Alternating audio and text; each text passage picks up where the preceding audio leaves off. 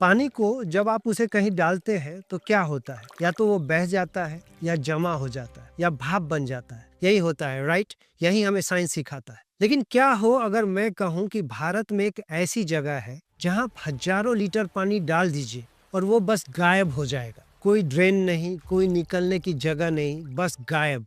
और ये तो कुछ भी नहीं है। क्या हो अगर उसी जगह पर हर 60 साल में अपने आप बाढ़ आती हो और कुछ ही मिनट बाद वो पानी भी वैसे ही गायब हो जाता हो। ये कोई कहानी नहीं, ये एक ऐसा रहस्य है जिसे मॉडर्न साइंस आज तक सॉल्व नहीं कर पाया। ये है आंध्र प्रदेश का गुड्डी मल्लम मंदिर। अब जरा सोचिए, जब किसी पुरानी चीज की उम्र पता की जाती है तो हम किस चीज पर भरोसा करते हैं? साइंटिस्ट्स और सरकारी रिकॉर्ड्स पर, है ना? लेकिन क्या हो अगर ऑफिशियल रिकॉर्ड और हजारों साल से चली आ रही स्थानीय मान्यता में 10,000 साल का फर्क हो? ये कोई काल्पनिक सवाल नहीं है, ये आंध्र प्रदेश के गुड्डी मल्लम गांव की सच्चाई है। और ये 10,000 साल का फासला सिर्फ कुछ नंबरों का खेल नहीं है, ये हमारे पूरे इतिहास की समझ को चैलेंज करता है। एक गांव तिरुपति शहर से ज्यादा दूर नहीं है, यहीं पर है परशुरामेश्वर स्वामी मंदिर। बाहर से देखने पर शायद आपको ये एक नॉर्मल मंदिर लगे, लेकिन एएसआई यानी हमारी सरकार का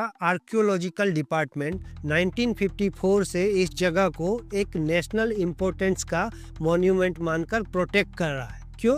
क्योंकि इसके गर्भगृह में जो शिवलिंग है वो एक अनसुलझा रहस्य है। यह शिवलिंग लगभग 5.5 फीट ऊंचा है और इसके पत्थर पर सामने की तरफ भगवान शिव की पूरी मूर्ति उकेरी हुई है। शिव यहाँ एक शिकारी के अवतार में है, एक हाथ में कमंडल, दूसरे में एक भेड़ और कंधे पर एक कुल्हाड़ी। लेकिन सबसे हैरान करने वाली डिटेल ये है कि शिव एक बौने आदमी के कंधों पर खड़े हैं। इस बौने को सनातन परंपरा में अपसमार पुरुष यानी अज्ञान का प्रतीक माना जाता है और शिव को उसके ऊपर खड़ा होना ज्ञान की अज्ञान पर जीत दिखाता है। लेकिन 1911 में जब इतिहासकार ए गोपीनाथ राव ने इसे स्टडी किया तो उन्होंने लिखा कि ये बौना हारा हुआ नहीं बल्कि खुश और मुस्कुराता हुआ दिख रहा है। मतलब एक ही मूर्ति और उसके 100 अलग अलग मतलब। ये सिर्फ शिव नहीं है, ये त्रिदेव का रूप है, ब्रह्मा विष्णु महेश सब एक ही पत्थर में। और इसकी बनावट में भी गहरा रहस्य है। इसका बीच का हिस्सा यानी शाफ्ट 7 नहीं बल्कि 8 भुजाओं वाला है। माना जाता है कि इसका स्क्वायर बेस पृथ्वी,